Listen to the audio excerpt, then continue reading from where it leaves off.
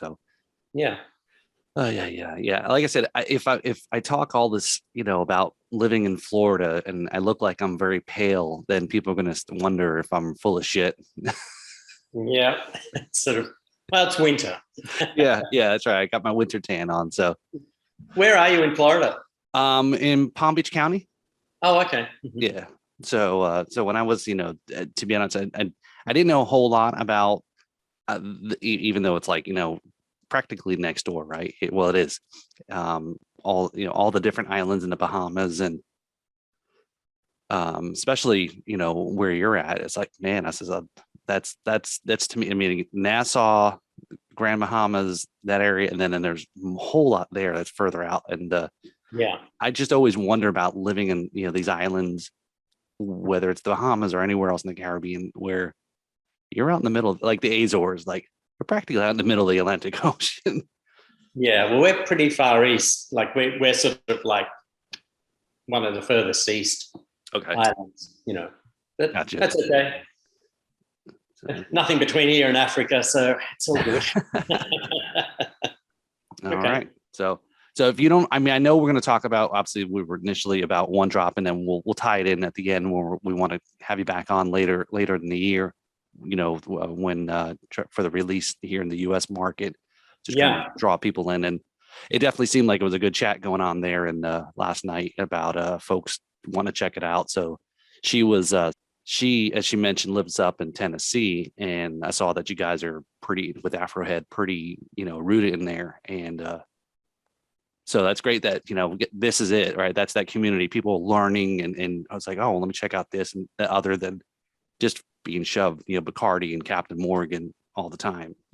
Well, when we went in there, just so you know, I haven't had anything to do with Afrohead rum since 2017. All right, so I'll take this away. No, that's cool. That was really the one that established me. That blend established me. Like, we won some big awards with it. We got the only gold medal in the ultra premium in the World Masters in 2015. So when we launched in the US in January 2015, that was awarded in London the only gold medal for the ultra premium class that year. So it was like, oh, it all sort of exploded at one time and blew up, which was great. And so we hit Florida, we hit Miami in January 2015. Then by March, they'd said, okay, next market, Nashville. I'm going, Nashville? We're going to bourbon country? I'm going, oh my God. But you've drunk the Afrohead 15. Yep. Yes. You've tasted it.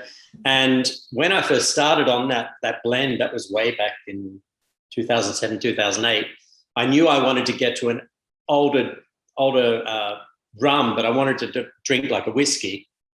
So I knew we sort of had a chance with that, not so much with the 7-year-old, but I was very nervous going to Nashville, and they sent us up on a bunch of restaurants, bars, there's a big scene there, obviously, the whole food scene and that sort of thing. And when we went there, I thought, oh my God, this is going to be so painful. These guys are going to kick me out of here. But when we went into, I can't think of the name of the place, it's the Whiskey Exchange, or there's one big bar there. It was basically, all whiskey, bourbons, Scotch, whiskey's more around the world.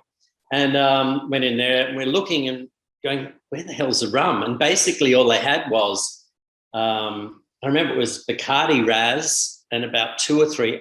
I know, it was bizarre. It was like you've got all these beautiful brown spirits, Bacardi Raz and a few others. And I'm going, there was only 4 rums on this whole back wall. And there was a lot of spirits there. And I thought, oh boy, okay. So then we got onto tasting with a couple of the mixologists, bar people and restaurants like that. And the guys are going, man, this drinks like a rye whiskey. And it was, I was accepted pretty much early on, very well received in Nashville, obviously with the 15, because it finishes like a whiskey. Right.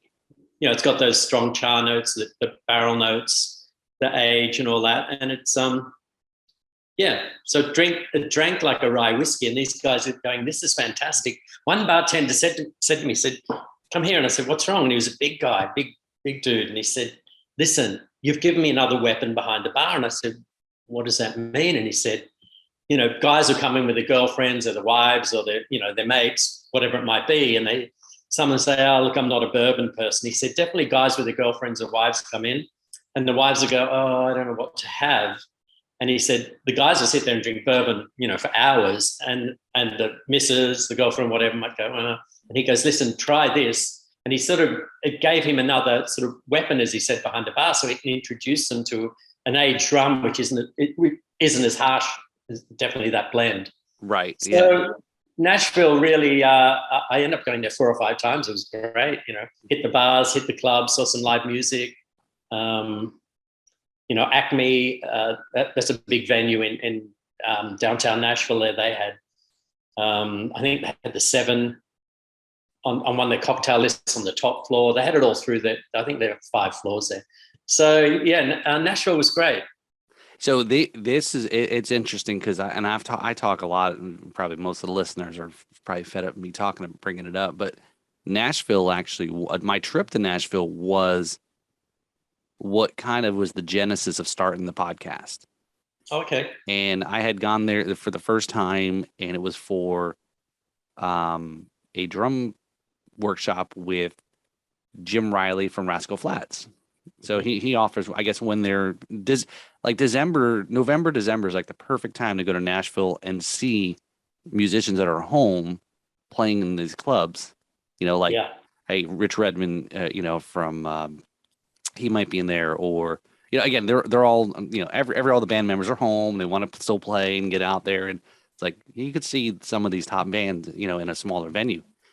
And I had the idea for bouncing around for a while, and then, you know, then again, Nashville, I just took it all in. I'm like, this place is great. And but to that point about, it's weird that over time, where rum was the preferred cocktail here in the U.S. way back before whiskey and bourbon and so forth, that rum does have more of a, if you want to call it, a girly sense, but that's like the way you described it there, right? Is the guys want to drink bourbon, right? Whiskey is a man's drink.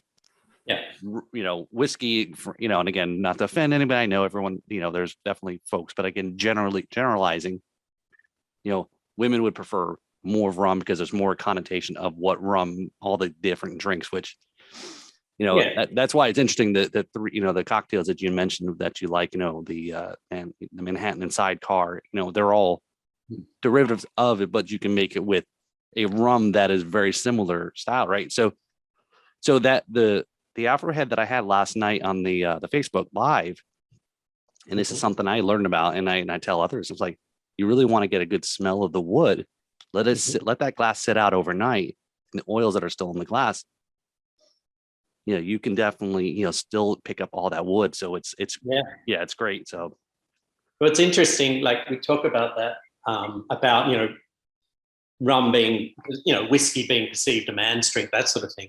So my fiance, when we started talking, she was actually going to do some work for me on social media. This is about 20 months ago. And I said, look, you know, One Drop, I need some help with the Instagram and Facebook. And she was based in Nassau, and I saw her on Facebook advertising, you know, beginning of the pandemic. It was like, okay, you know, I'll do half price to help out with social media. I was like, great, I'm dreadful at this. And we got chatting about One Drop, and don't know how it happened, but I think she came to visit, and I came home, and she said something about the Afrohead rum, and I said, yeah, that's me. And I said, I made that. And she said, that's my favorite rum ever. And she didn't know she didn't put 2 and 2 together, but she'd been drinking about 5 years. And so she's known this Afrohead rum for about, you know, 5 or 6 years now. And so it was quite funny how it all turned around. She said, that's my favorite rum. It's fantastic. I didn't know that was you. And so anyway, so obviously I have it laying around here. But the 15 is going to run out soon, I believe. You know, I haven't worked with them or for them since early 2017. Oh, wow. And I believe they got someone else to do the 7, a run of 7, but I don't know. I don't think I'll be able to duplicate the 15 because they're not. No, Trinidad Angostura is not really doing any private labeling anymore. Right. So I guess, is there any way to tell with what I've got here? I guess, as you said, whatever is out in the market right now is it. Yeah, that's what I believe. Yeah, I don't know if I bought a couple of bottles off shelves and it's been my blends. Yeah, I can tell what's mine. But the 7 I had a look at a couple of weeks ago, and this is darker in color, and this doesn't look like mine. But same bottle, same label. So right. I don't know what they're doing. I just sort of didn't want to get involved. Yeah, and I set aside from non authenticity. Right.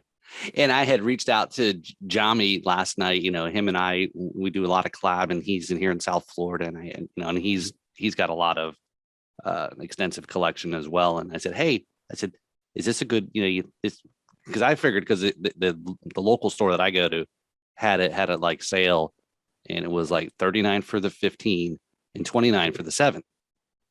The 15 price is great. Yeah. So now that, and the guy rang it up, and he was like, oh, it's this much. I go, wait a minute. I said, there's a tag on there. It says there. That's why I would have bought it, because I wanted to at least have something to talk about and try it. Because as I said, there's only so much money to go around, right? So it's so much rum and so little money, but yeah, maybe I have to go back there and buy the rest of it all out. So, but yeah, it's I don't know. Like I say, I don't know what they're up to, but and that whole year was a funny year. 2017 was a strange year for me because I'd had enough of that, and but I was approached by another company to do a private label for them, a big company called Dean and DeLuca, which are now no longer either. So it's like crazy. But they, the CEO of Dean and DeLuca would come to visit Harbour Island. We got chatting. He said, I love what you did with Afrohead. I want to do a private label for Dean and DeLuca. And I went, oh, okay. And he said, it has to be 100% Jamaican juice. I said, okay, no problem. So I sort of started ringing around, started calling on some contacts I'd had over the years. Because I'd been working with rum since about 2006.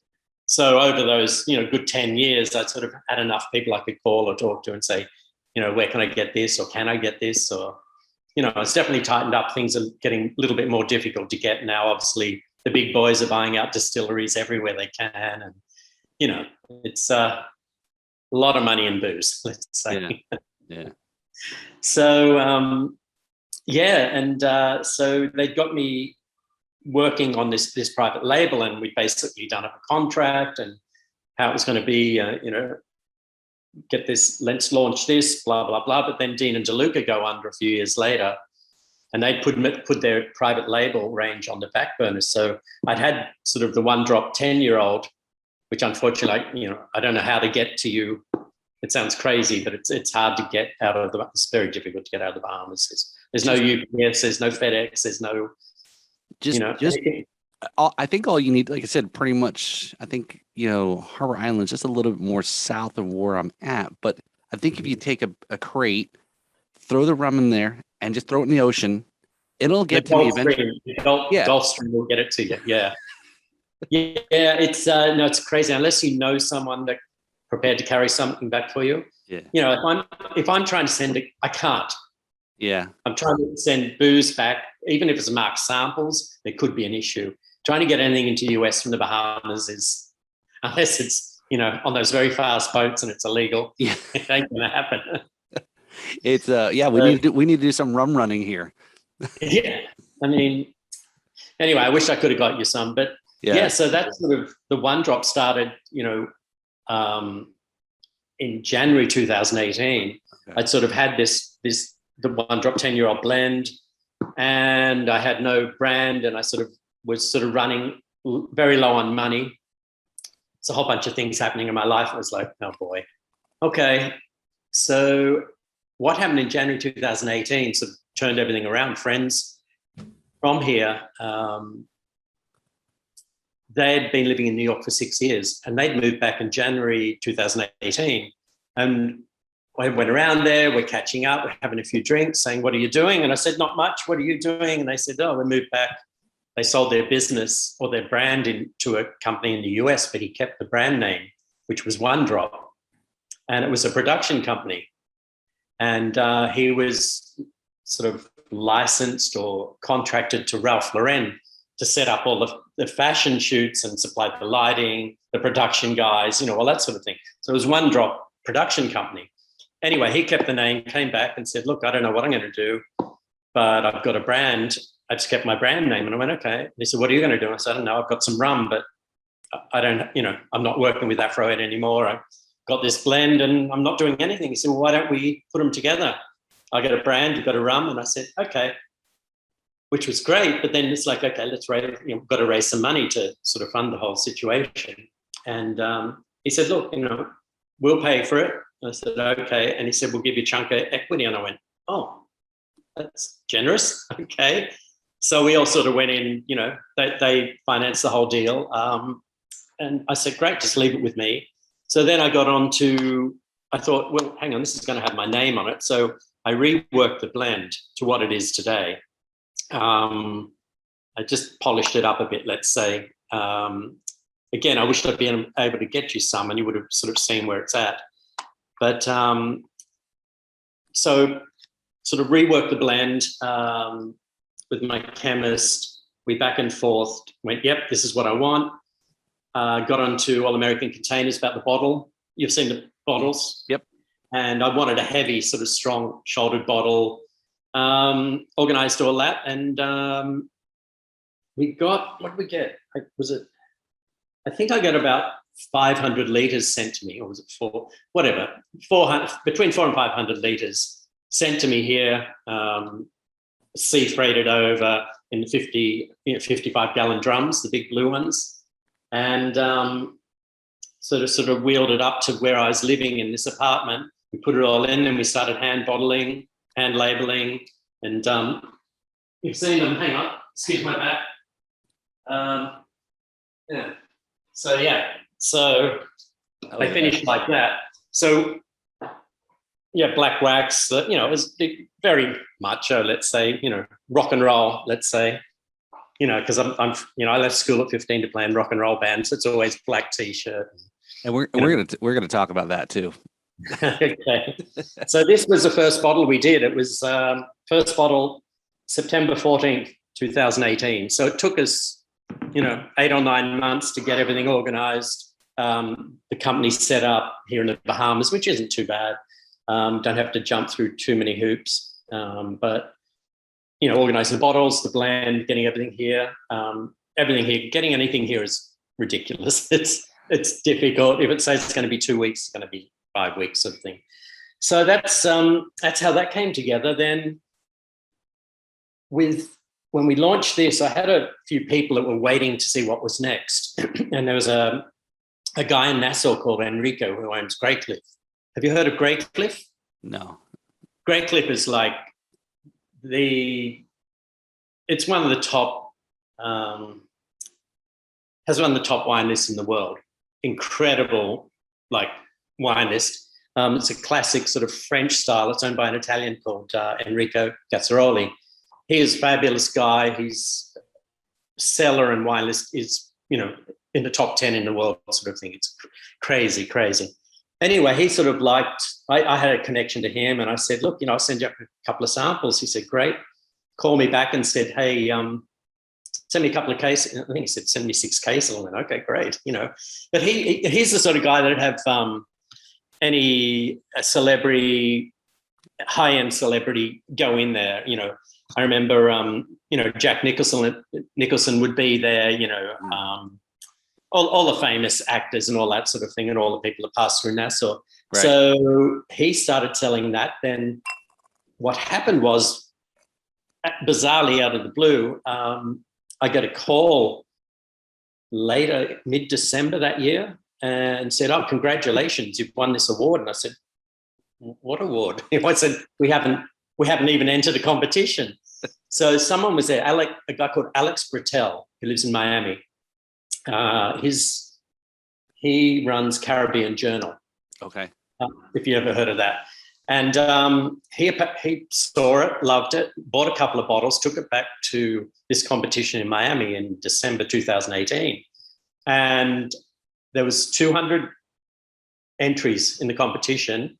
And he called me a few days later and said, "Oh, congratulations, you won." And I'm going, "Won what?" And, to get to the bottom, I said, how did the rum even get there? And he said, "Oh, blah, blah, blah." So we won this competition, a gold medal in this competition. I don't know who the other competitors were anyway. I was very much in the dark. Anyway, then it started to sell on the island, sell in Nassau, and we got a couple of good reviews, and then people came knocking on the door. "Oh, we're keeping an eye on what you're doing. This sounds great. How do we get it?" I had a group out of Toronto, Canada, and about 3 groups out of the US come saying, "Hey, when are you launching? When are you releasing? What are you doing?" And so that's been going on for the last few years. And we finally signed off a few months ago with a US-based company. We sold 50% of the brand to this US-based company. They're going to handle sales, distribution. Oh, great. And we're rebranding and new bottle shape, rebranding. The labels are fantastic. They're waiting on the molds have been made. They're getting bottles out of China, which a lot of people are doing now because the whole glass industry around the world is out of control because everyone's making gin or rum or whiskey. It's all everything's booming all at the same time, right? So it was weird, the pandemic, which was sort of like crazy time for everyone. We ended up selling half our company. It was a very nice offer, and all these other brands exploded too. So I guess everyone was sort of stuck at home drinking. Well, that was how it was here in the US, where a lot of states where they're trying to keep people home, don't go to the bars, and it was like a good and bad thing, because then if you own an establishment, you were hurting because now nobody's coming because of lockdowns or whatever, or everyone's now doing takeout. And here in Florida, they changed the state law, and I don't know if it reverted back, but it was where restaurants that don't have a like a carry like a package store where you can buy and take it out, and so all sorts of places started letting you, if you did pickup, you can pick it up and say, "Hey, I want a 6-pack of beer to go with my pizza," or whatever. Mm-hmm. And you can buy it all together, or there are certain drinks. And I remember we ordered some place like a Mexican kind of place, and they had drinks to go. And so it was really bizarre that, I don't know. Let's keep tracking, in a few years and see, that once we get through the pandemic, that we're going to have a liver epidemic because everyone's been in their houses. Yeah, exactly. It was crazy times, but definitely everyone kept drinking. Right. I'll tell you a little addition to this story. It was here in the Bahamas, like it was late March maybe, and they just threw this lockdown on everyone. It was like you had 2 days to sort of stock up, then you're allowed out 1 day a week to do your shop. And it's a small island, 3 miles long, 1 mile wide, but everyone basically lives within like a 1 mile radius, right? Right. So it's easy for the police to be policed, right? So it was like, oh, shit, damn. Okay, so better get organized. And what happened was, here in my apartment where I live, our second bedroom is our warehouse. So after dark, I'd get these knocks on the doors. And I go, "Hello," and say, "Bottle of rum, please." And it's guys like in dark clothes. And everyone was like jumping people's fences and going around the back of the church and behind the big library. And they're coming across the road to me. And I don't know how much I sold through the front door. It wasn't even the back door, it was the front door. And it was just like, hey, bang, bang. Toby, as your legal advisor here, let me stop. Make sure you're not incriminating yourself. Well, you know what I did? Because the guys are saying, everyone was looking around, because if you were caught out, it was a $200 fine. So what I ended up doing was, everyone knows everyone. I know the police. And I became very friendly with the sergeant. And I said, "Look, I'm not doing anything bad, but, you don't mind if I sell a couple?" He said, No, because they shut the liquor stores. Oh, wow. And the bars. So, everyone here, rum is the biggest, right, the spirit drunk here in the Bahamas. And so I took a case of rum up to the sergeant and I said, "Look, here you go." So it was sort of like pay to play. Yeah. So I'd supply all through the pandemic. I probably sent up 4 or 5 cases over a 5-month period. So on Harbor Island, they should have a statue of you now, right? You saved Harbor Island through the lockdown. I tell you what, man, I don't know how much I sold, but it was just cash in hand. Cash, yeah. Okay. Anyway, that was that. So One Drop really took off. Then I worked on a gold blend, which I really, really wanted to do. Excuse me. I'm going to get some water. Mm-hmm. Hold on a sec. Sorry. No worries.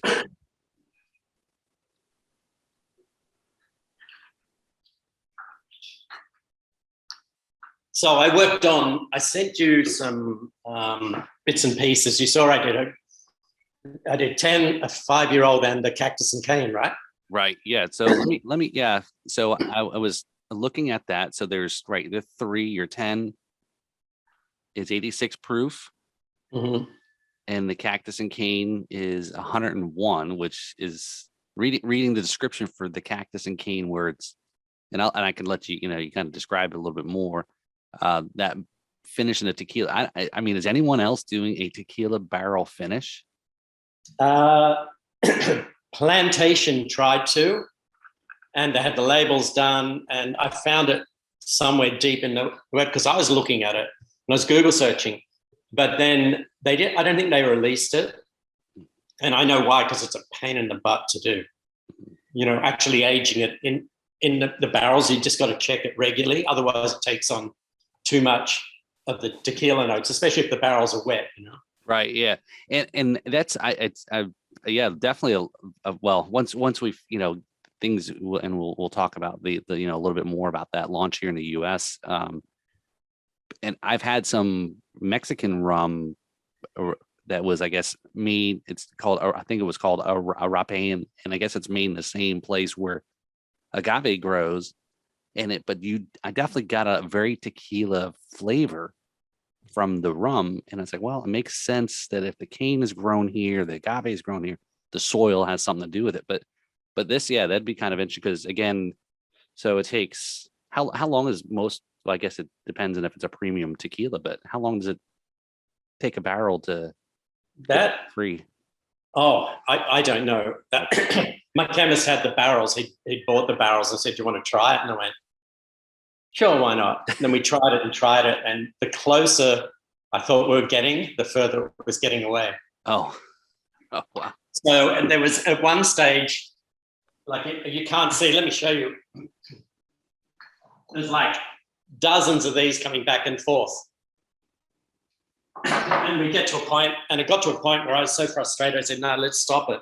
Then I realized once I started pushing the proof, it started to make more sense. It started to marry more the higher the proof. It was bizarre because I was running it at about 80, then 86, 90, 95. Just wasn't happening. We got to 101. And it was like, okay, this is it. So it just seemed to marry perfectly. Then we only did 1 barrel, and I haven't done it since. And this is all I got left. Oh.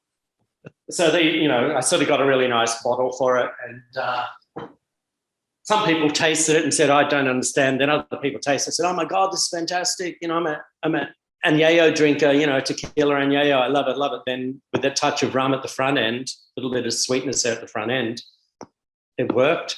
But I don't know if I'll do it again.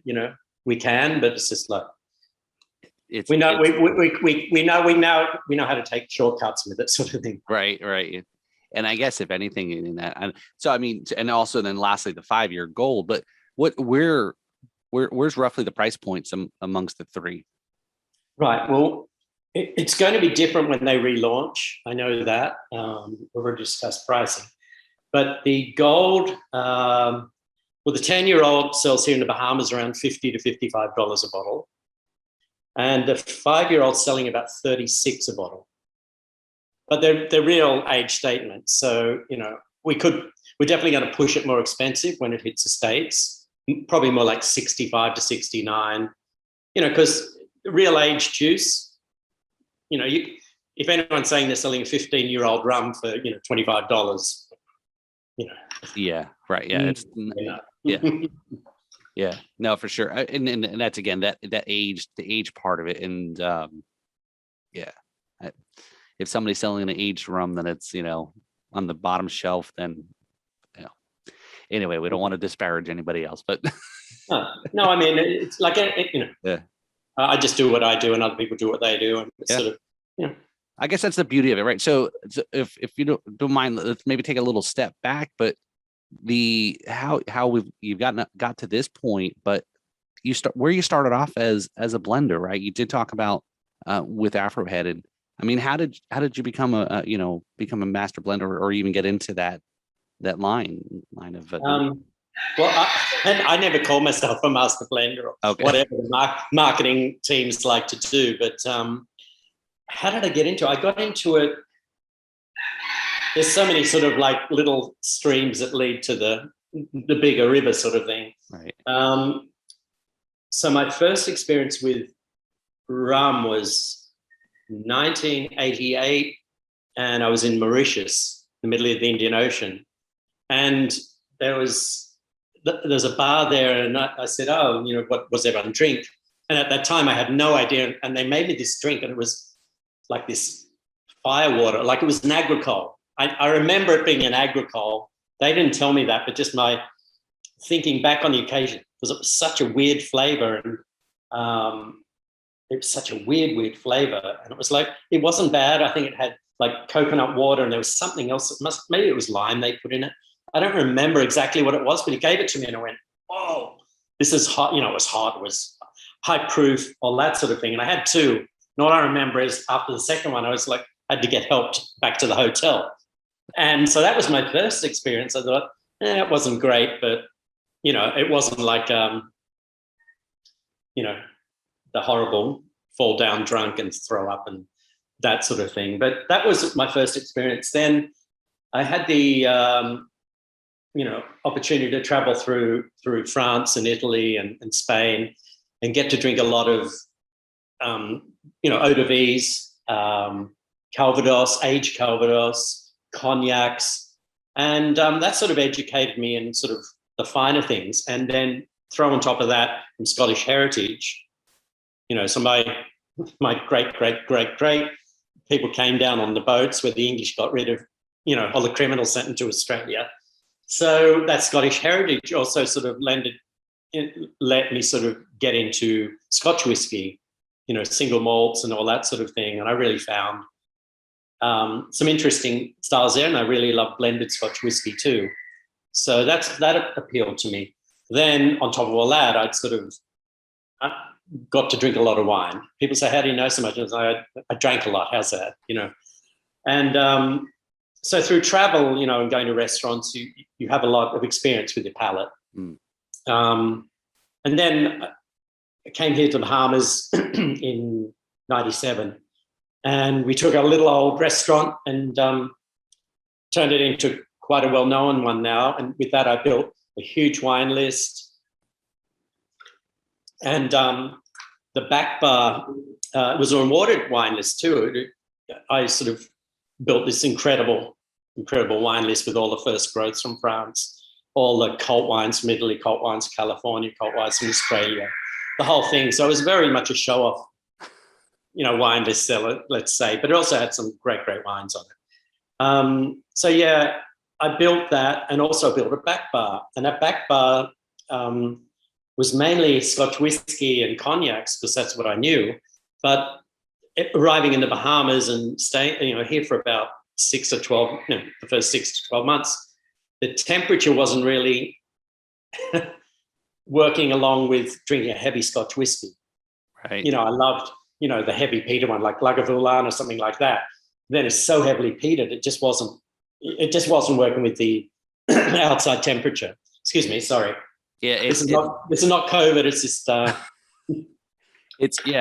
Scotch is definitely a cold. Well, again, that's like in Scotland, right? Yeah, it's a colder weather kind of enjoy drink to kind of warm you up. Yeah. So when I got here in like January 1997, drinking that, and July comes, and a friend comes in, and he owns a house here on the island. It's one of his holiday houses, not an older gentleman. And he came and he called me over. I was in the restaurant in the bar. He called me over and I say, hey, Harvey. He goes, hey, you've got to try this. And I go, what is it? And it was Havana Club, 15-year-old. He'd just been to Cuba. And he said, got to try it. And this is when the Havana Club had more of cognac-shaped bottles. So if you try that Havana Club 15 now, it's not like 15 from, 25 years ago. So he poured a little bit and I tried it and went, oh my God, this is perfect. So the Havana Club 15-year-old, all of a sudden by the end of the year, my back bar, the Scotch whiskey section went to this, the cognacs went to this, all the eau de vies and the grappas and things went to this. And I started to collect all these rums. So anywhere I travel like that, I'd find something, put it up. And people are coming and say, I got such a great rum selection.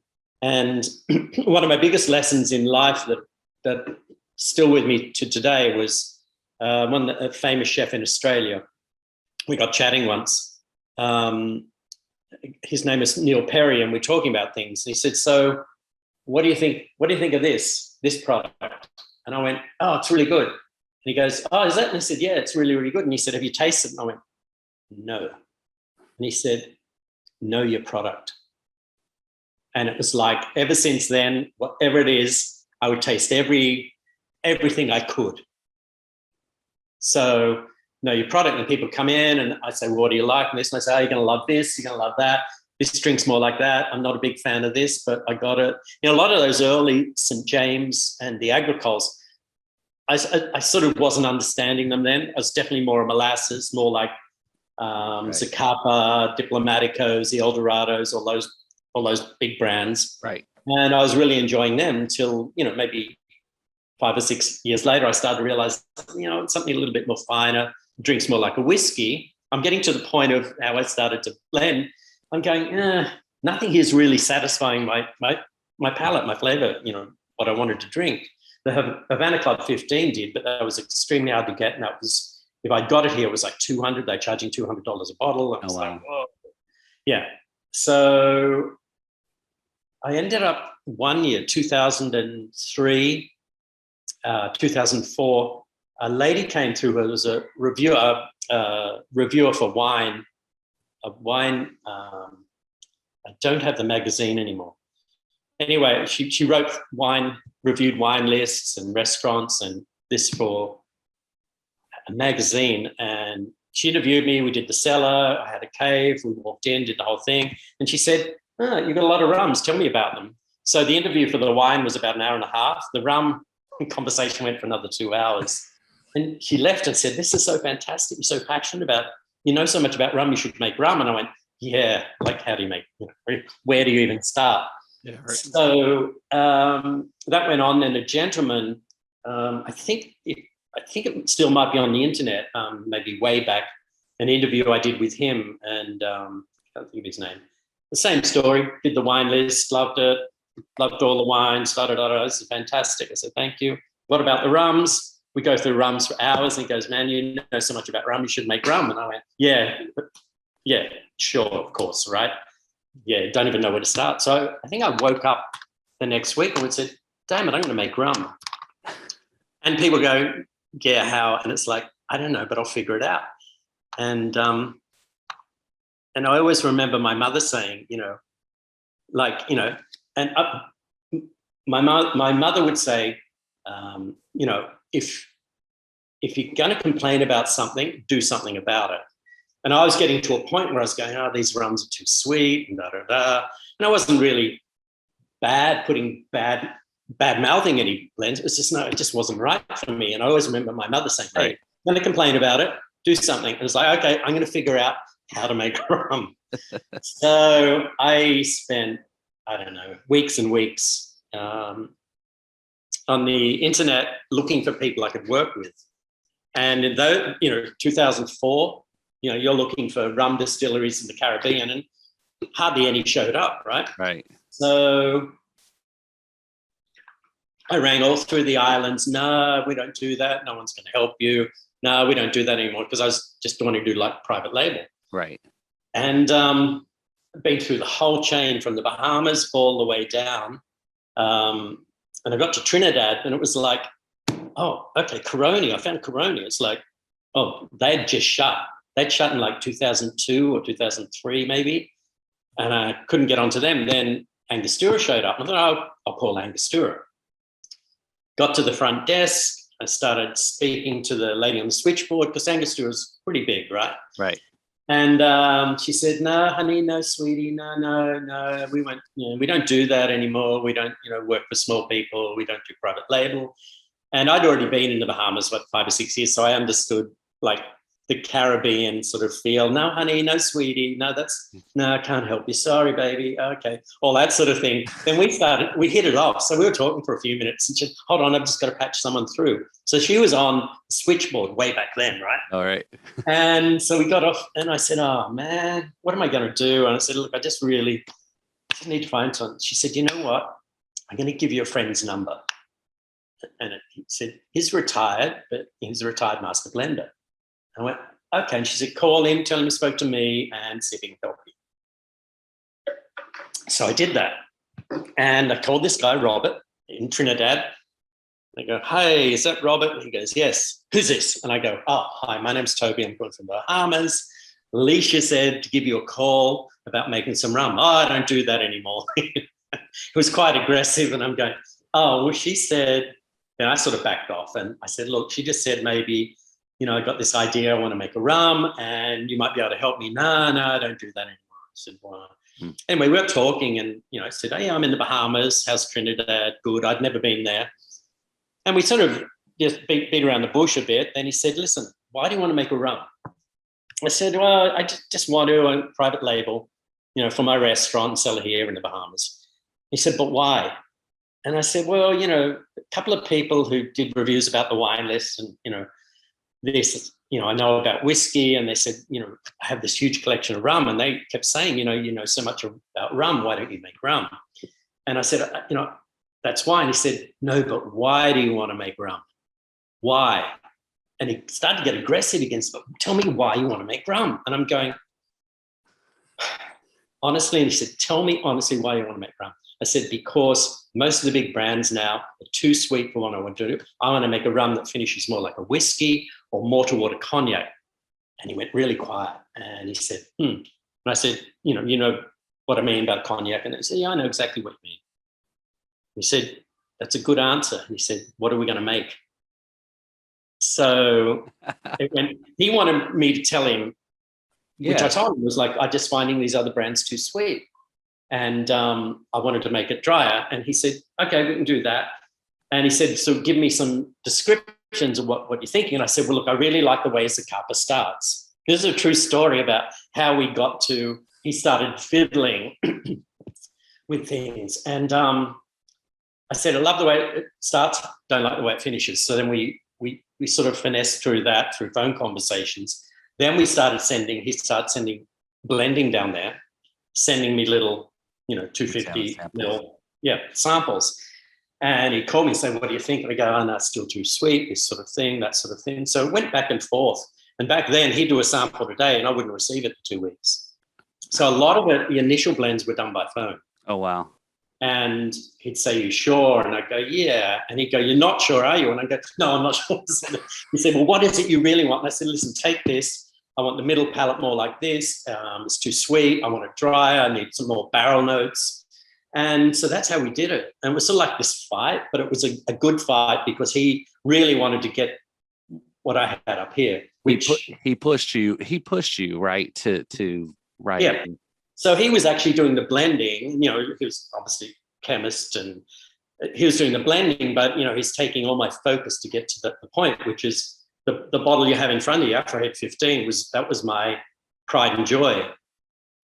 And I did 3 or 4 other blends, and I had one other blend which I wanted to get to market. But the 15 really, put that stick in the ground where I'm at. The 7 was great fun. It was more approachable, more palate friendly. But the 15 really stood its ground. And when it won a bunch of awards, people would go, yeah, this is where rum should be going. If you read the article, I haven't read it for a few years now, but the World Masters in January 2015, they wrote how disappointed the ultra premium rum selection was, other producers should take note. And Afrohead 15 won the only gold medal that year because they couldn't. It had set aside a different sort of finish, which when you taste it, it doesn't finish like a rum. Yeah, and that's the amazing, like you said earlier about Nashville. It totally, some of these rums that are not what most people are familiar with. And the amazing is if some people blind taste it, they would think it's a whiskey of some sort, and it's not. And just because it's made from sugar doesn't mean it's going to end up sweet, which is like a huge it's misnomer. Yeah. Yep. It's what the magic happens in the barrel. Yep. Sure. Yeah. So Toby, so that inspiration, I guess, for the name of the rum, One Drop, obviously it was inspired by Bob Marley, and you said it was, as your friend had the company and the branding and so forth around that. So it's definitely kind of the perfect blend of music and rum and so forth, right? Yeah, it well definitely like Joe and Natalia, who came back from New York, who said, "We got the brand name." I said, "I got the rum." I've been working with her. She's a singer. I've been writing with her for about 20 years. And Joe was in production and music. He'd do a lot of music events and things like that with reggae artists. So the One Drop actually didn't come from Marley. It was sort of like somehow found its way into this story. But yeah, Bob Marley did a song, but there's also a song here in the Bahamas called One Drop. And there's a whole bunch to it, but it was never really styled on or taken. It just sort of turned out that way. And Joe said, that's just how it sort of ended up. And the story sort of, gets embellished and sort of blown up. But and for our drummer listeners or musicians that may probably know, but those that may not, One Drop is also, it's a great reference here for a drums podcast too. There is a drum, it's a drum beat, it's a drum style reggae. Yeah. It's on the first drop. Yeah. Yep. One Drop. Right. So yeah, very much a reggae drum, something I haven't read up about it much, but yeah. So there's all that, but so that's how we got there. Then I kept working with Robert and a bunch of times down to Trinidad, working with some of their master blenders in the blending room.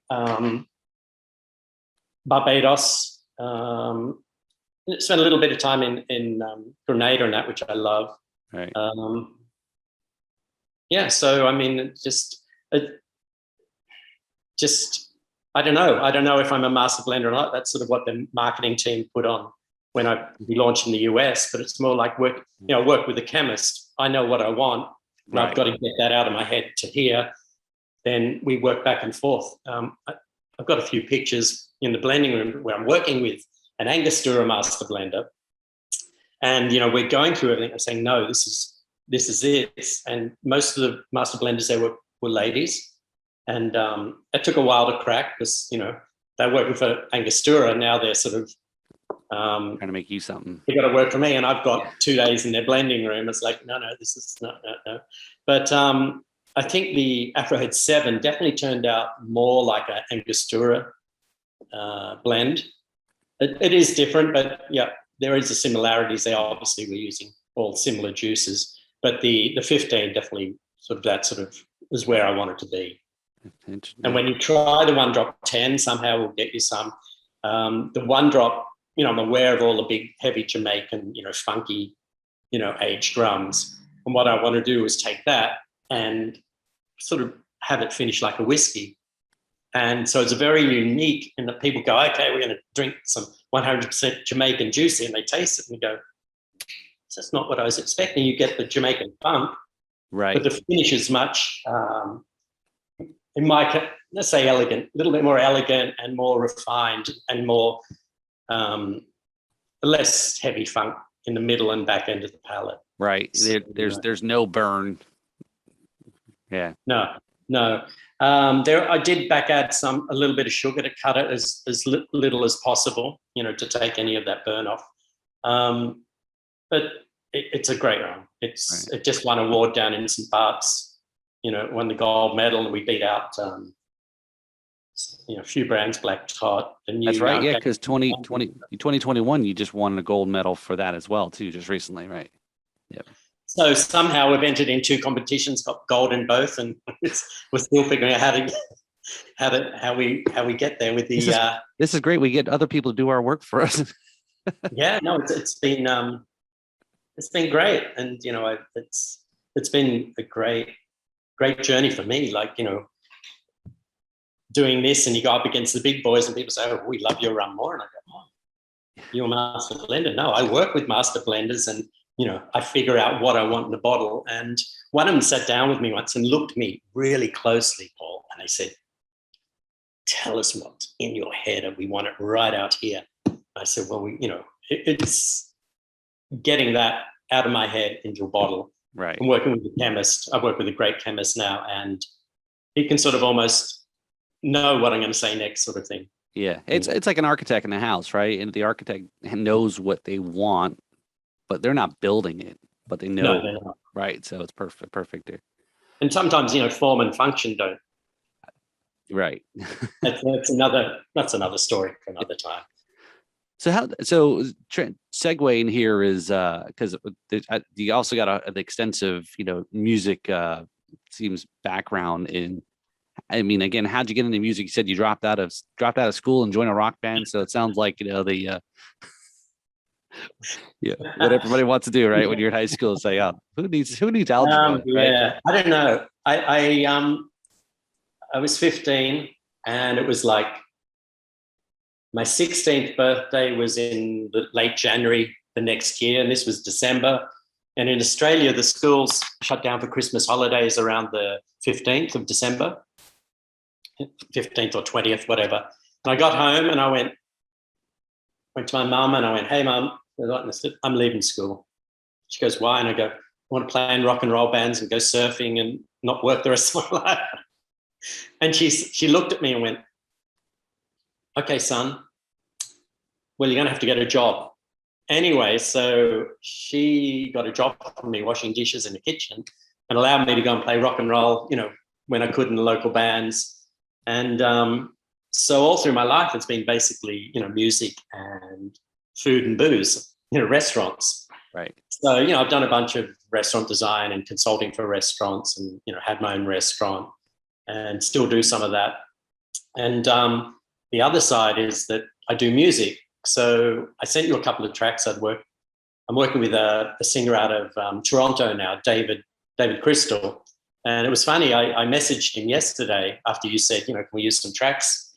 You co-wrote on these, they fine to use. And I said, yeah, they are. So I messaged Dave and said, we're using a couple of tracks. He said, yeah, that's fine. He said, you wrote them and that.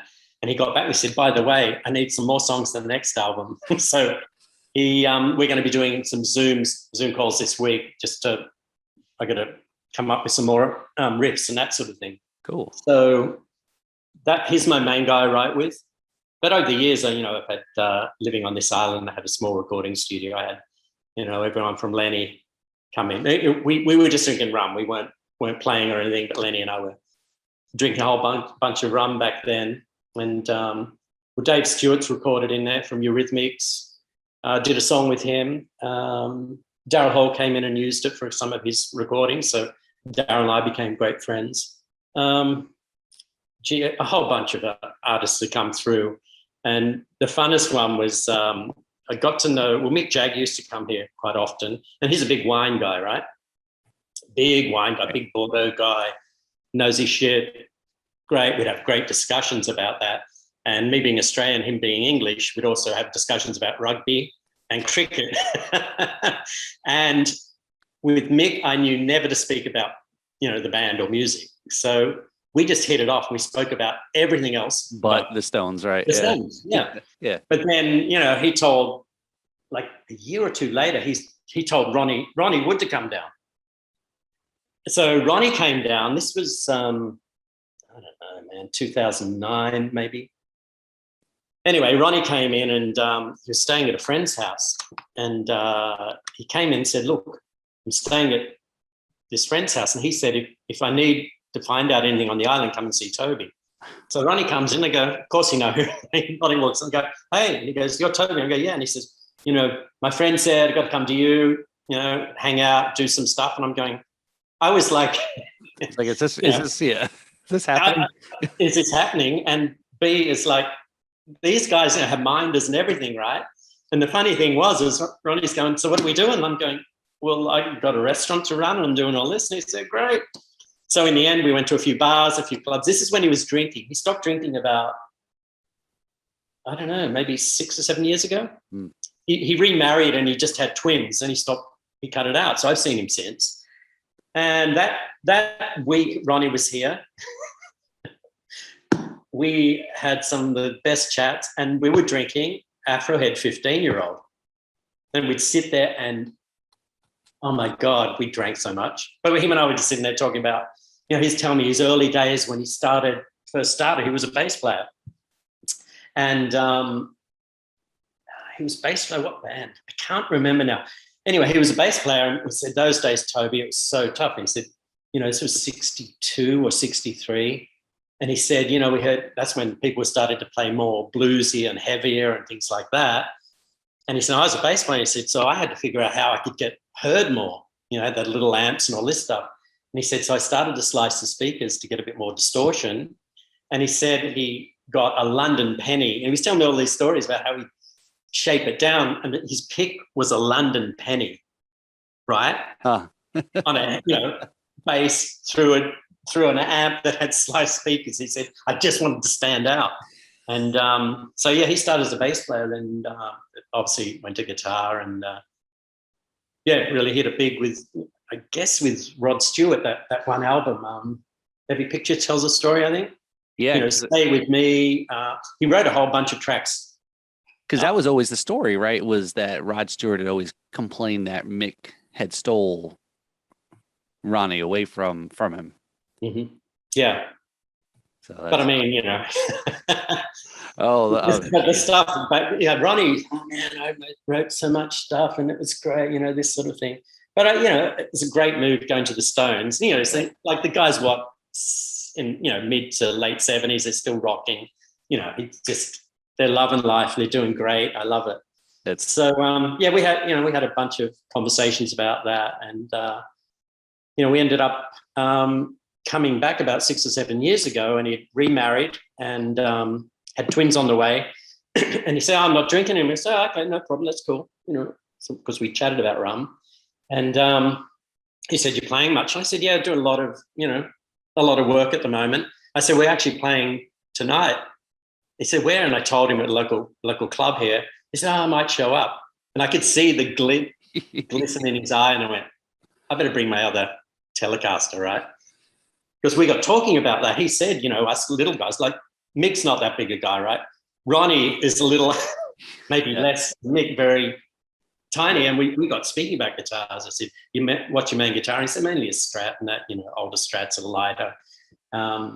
And I said, well, I mainly play tellies because, us little guys can't handle the big, heavy, Gibsons. Yeah, the heavy ones. Right. So it was quite funny. So I knew he'd be fine with the telly, and I've got a few tellies here. And I packed an extra Telecaster, and I saw him sort of show up at the back of the room, and he was there, and Sally, his wife, was there. And I could see him standing there looking like this. And we were just a covers band, right? All local band, great drummer, great keyboard player, female lead singer, and really cool bass player, really good players. And I sort of there just getting by. And I could see Ronnie there looking like this. And anyway, I sort of gave him the nod. He said, I could see he got closer and I could see he just wanted to play. He was like itching to play. And I said, here. And I pulled out my other telly. I got this beautiful old 68 telly, and it was black, and it was like, you'll love this. So he said, sure. And it was so funny. It's like, okay. And he stood there like this, and I'm going, oh, you want me to put it on you? You want me to play? Here's a guy playing from arenas, like the Rolling Stones. And I'm there going, just put it on, plug yourself in. And he's going, I think I sent you a picture, right? Yeah. I've got one of him. He's going like this, and I'm there plugging, the guitar lead. It's your show, and you're now the roadie. Yeah, it was just like, okay, great. Anyway, we ended up playing like a 10-minute version of, I can't even remember what it was now. We just jammed, like he'd do a solo, I'd do a solo. The singer, she would sing, then she'd come over, Ronnie would sing a few lines, sort of like Stay With Me. And, sort of things got mismatched. So it was more like basic 12-bar stuff all the way through. So I guess that's got to be intimidating, right? To do a Stones song in front, or any band that when somebody shows up, either in the audience or to join them on stage, is like, all right, we're performing their song, and it's kind of can be very nerve wracking, I'm sure. Yeah, well, we were going to do so Miss Me, is that it? Da, da, da, da, da, da, da. Yeah.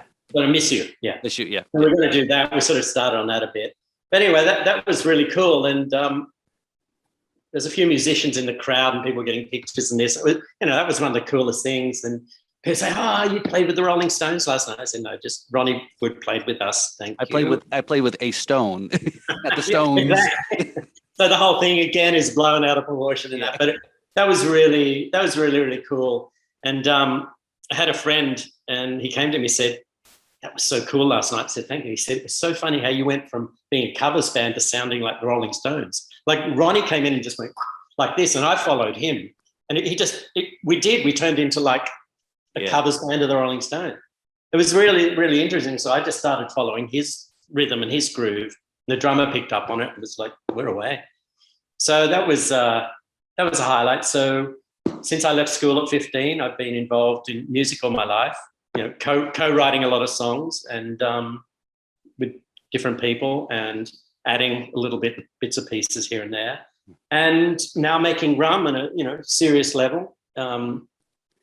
To me, it's had my blends entered in a bunch of competitions, and I stand up in world competitions. So I'm really proud of that.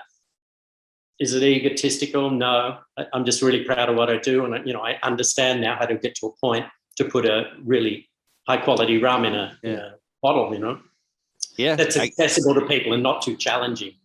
I think a lot of brands now, get to a point of challenging. They're trying to do this and do that. Sometimes people just want the simplistic thing. And it's funny. It's like like we said with the listing. In the questionnaire was very simple cocktails. The sidecar. I mean, it's and even the daiquiri. It's almost like where are all these cocktails that people think they're old fogey cocktails that are very simple. Keep it simple, right? Is the daiquiri. 3 ingredients, right? And today, most bartenders, because most people aren't ordering a daiquiri, but the frozen daiquiri, and frozen. they don't. It's like, no, there is a difference, and it's a very simple, and it blows some bartenders' minds. And I've been accused of being a dick for like trying to. I'm like, no, I'm trying to help educate people, and maybe I don't know. I don't try to do it, but maybe it's coming off that way. It's like, can you make a daiquiri? They go, well, we don't have a blender. No. No, I'm trying to help you out, learn. I mean, I don't know. So, who knows? The whole thing with the brown spirits, I got introduced to it through mixologists and good bartenders in New York, Miami, Nashville, and that. And this guy said, "I'm going to make you." He made me a drink. He said, "Let me make you a drink," and it came out in this beautiful coupe glass. I'm going, this is weird, because I wasn't a cocktail guy till about 2015 when we launched in Miami and Nashville and that. And he made me this drink and put it in front of me, and I went, "Oh, what going to taste like? That's amazing." I said, "What is it?" He said, "The sidecar." And I go, "Okay." Then he made me a Manhattan. I'm going, all using this Afrohead 15. So darker rums that aren't too heavily sweetened, right, work across, the brown spirits range in cocktails. Right. And then that got me thinking, like you said about a daiquiri, is like, I'd go to places and same thing. "Oh, no, we don't have a blender." I go, no, a traditional daiquiri. And, a lot of classics are classics for a reason, Manhattan, old fashions. Can you make me an old fashioned using, the One Drop 10-year-old? And they go, "Why?" And I go, "Just make it." And then, "Have you tasted it?" "No, taste it." And they go, "Oh, this works well." So I'm not saying, it needs to change from the classic. Right. Whatever whiskey or whatever brown spirit they're using. It's just good to look at other things, borrow, Right. Because there's so much there's so much crossover that, I mean, in maybe those that may be purists say, well, no, don't start, putting rum in whiskey barrels, or don't put scotch with this or whiskey in that. But it opens up so much, opportunities that a lot of these people getting creative and different flavoring and different style of barrels too. And other than just maybe a bourbon barrel. Yeah, we might do something like that. We're going to do a limited edition each year. But yeah, it's pretty much mostly been done now. I had thoughts of that like 5-6 years ago. Now, everything from cognac to red wine to, sherry cask, you name it, every sort of cask back and forward. Now they're finishing, Scotch whiskey in rum barrels. So it's sort of like, it's, yeah, great. I mean, it's good, again, at the end of the day, if it's good, it's good, Right. Yeah. Yeah. Don't be, people shouldn't be narrow-minded about it. Be very open, and because you never know what you can be. And I had a guest on early last year, Jacobite Spirits. Jamie was one of the owners, and same thing. It was Duffy goes, I can't get this to you, because they're not in the US but they, very similar. There's like a whole big explosion of rum in Scotland right now, or has been going on for a few years. And so it's really neat to kind of see where every time I think there's like, oh, never thought of rum being made here, but again, it's being made everywhere, all over the world. Right. Yeah. Well, there's, new distilleries opened here in the Bahamas. There's no sugarcane here, but you can buy molasses, at the US. If you can source a product, why not? Right. It doesn't, hey, you got a distillery,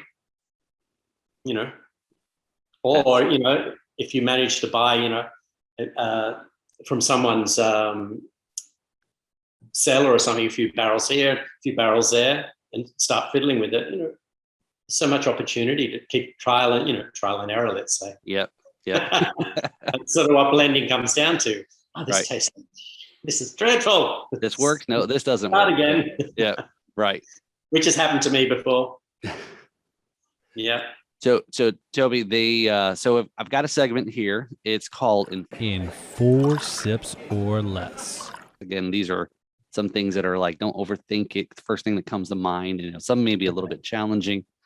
And so there's four questions here. So in 4 sips or less, neat or on the ice, or on ice? On ice. Okay.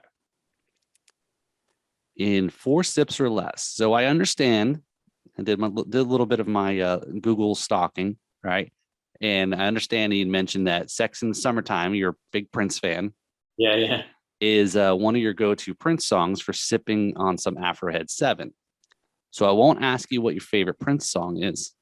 Instead, was Prince better before or after the change to the symbol? Ooh. Before. You need to phone a friend? No, I'd say before, but after, I really liked how he got, he really pushed his boundaries out, playing more rock, then more funk. If you listen to Sex in the Summer, sort of cool walking bass line he did. But then, Lady Cab Driver, really early stuff. Some of his early stuff is just so cool. I loved his hits and that, but some of these other tracks, just insane. Let's Go Crazy, like. Oh, right, yeah, just going for it. That band playing live was just going for it, man. So before, okay, okay. Yeah. So when he was known as Prince and not the artist formerly known as Prince, which is exactly, it's always funny is that how everybody would refer to him. So. All right. So as you mentioned, you're originally from Australia, and before we wrap, I do want to talk to you about something that is Australian. So beaches of the Bahamas or Australia? Australia. So even that pink sand there. People say, "Oh, you don't have beaches like this in Australia." I go, "Yeah, we do." If you start to Google search, Australia's top 10 beaches or things like that. No, the beaches here are beautiful, but also in Australia you have surf, and I grew up and Manly beach surfing. So Right. I don't mind having a bit of surf here. It's like, it's more novelty. But the beaches here are beautiful. But yeah, Australia. Yep. Okay. All right. So, so as a master blender, what's something that most people would find interesting? How do you mean? As So I guess, if somebody didn't know really what a master blender was or did, what is something that, that you would think that what you did or do as a master blender would be like, well, that's pretty interesting. well, at the end of the day, the master blender is responsible for what goes in the bottle, right? The Right. finished product. What I learned very early on from Robert was trust yourself, trust your palate. And I've always gone with that. So at the end of the day, it's like what goes in the bottle is what I want. So I trust my palate. Okay. And that's all I've ever stood by, because I don't know a lot of the rules, but I know to trust my palate. And again, if I look at the awards that, were given, and these were by people that do, in many different competitions. So I've got to be doing something right. And that just reaffirms to trust your palate. Yeah. And like you said, when you left school and told your mom, and this is what I'm going to, looks like you're doing pretty good for yourself, right? With making that decision. But kids mostly stay in school though. Kids shouldn't be listening to this, a rum podcast anyway, but. Yeah. Well, it's a quick story on that. Like my ex-wife used to get so upset with me. If I hear one more time, you tell our children, do what you want to do. You left school when you were 15 and your life's been great, I'm going to slap you. And it's like, that's true. I'd say follow your passion. If this is what you want to do when you're 15, do it. Not everyone's geared, to stay in school. A lot of creative people, don't last. They might go into do something in the artistic field and that sort of thing. But, if it's calling you, follow it, Yeah. Yeah. That's so true. I mean, passion and drive can outdo, education and so forth, and motivation. Yeah. So all those things, I mean, you can, just because you have an education, there's nothing wrong with that, but yeah, it's not, like you said, it's not for everybody. It's not for everybody. Because you've got to have to probably work a lot harder to probably get those doors to open or to get to certain places. But, but again, you have a lot more freedom and no student debt. None of those. But again, it's like, that's follow your dream, follow your passion. Might sound corny, but I think this pandemic may show a lot of people is like, they're not going back to this job. Maybe they want to be in this job. So, I've heard a lot of that. How people, a lot of people are resigning from their positions and so sick of being stuck in an office, and, go get a job washing dishes. Right. That's where I learned how to run a restaurant. I go in and consult for some restaurants, and first place I go is dishwashing. I go, hey guys, how's it going? They go, good. Or, if it's ladies or guys. So what's happening here? They don't say much, but they see everything. Yeah. Yeah. Right. So, I can figure out pretty quickly after talking to the dishwashers, what's going on in a badly run kitchen. Yep. So that's my story. There you go. So trust your palate and listen to your mom. So in closing here, Toby, is, so like we said, we would love to catch up a little bit later this year once the launch happens. So we'll definitely keep in touch with One Drop here in the US. And, and again, just kind of, we'll definitely part of as what I call the part of the alum now. So hopefully this doesn't take too long to get to you there, but welcome to, I'm sorry, it's a little wrinkled here, but that is our alum shirt there. It's our logo and so forth. And then on the back are our taglines, where the back beach meets the spirits. So, so yeah, we'll get that out to you. And, but yeah, so as we wrap up, I mean, what do you want folks to check out, about, what you've got going on, whether it's the rum or music or whatever. So here's the segment for shameless plugs, right? Well, like I said, we're in the throes of rebranding. So the website is sort of loosey-goosey. Instagram, you can get onto Instagram One Drop Rum, the original One Drop Rum, Harbour Island, whatever. So it's there. It's interesting to look at. There's some cocktail ideas, which I've sent to you. Yep. Some great, fun pictures. But what I do want to do is I'm going to email you a picture of the new branding, but not to share. Okay. All right. Will you be able to? I'm good. I'm good. I can wait. You can lock it up. Okay. I'd like to do that so you can get a sort of feel where it's headed. The new labeling is stunning. Okay. Not that the old one was more rock and roll. This one's more, it's got a really nice feel. I'm going to email that to you, and if you can just keep that a secret till launch. Launch looks like we're talking summer 2022. So, okay. I'm working on 10,000 litre, blending the 10 now. We're working on that right now. So just got to get that right, ready to bottle. So that's still probably a few weeks away, another month maybe. Got to let it sit, got to let it marry to the blend to get right. And if it needs some tweaking, as soon as you get into big batch blending, which to me is normally, right. I like working in smaller batch. You've got more control. Right. Yeah. So we're working on 10,000 litres now, the 10-year-old. We're not sure when the 5-year-old's going to come up to market, but when the 5-year-old does hit, or the gold, I'm going to push the proof on that. That's out at 40% ABV now. I want to push it up to about 43, 45. It can handle it. So we'll see. I'll let you know more about that, but I will email you a picture of the new labels. All right. And I guess we'll catch up later in the year. Yeah, no, for sure. And if things open back up, I know we're here in our house. We're still kind of, we love doing cruises, and now with the pandemic, kind of we're a little leery, and when it feels safe to do it, and so forth. But like I said, I know we don't live that far from each other theoretically, right? Then yeah, exactly. Like our last guest, that we had on, they're from Singapore, and so that was a 13-hour time difference. So it's but I do have and I'll talk about it after we wrap up.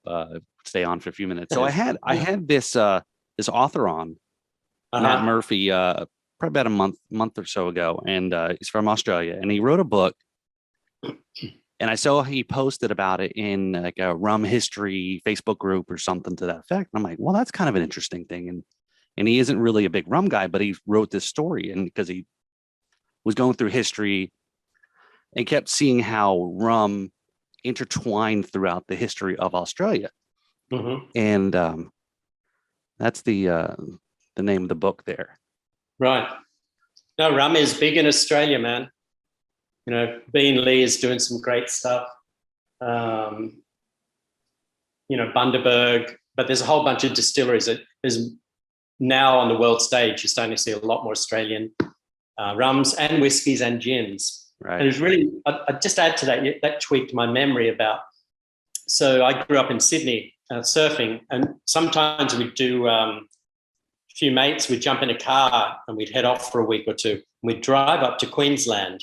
And I'll never forget driving up one day. It was a hot summer day, and they were burning the cane fields.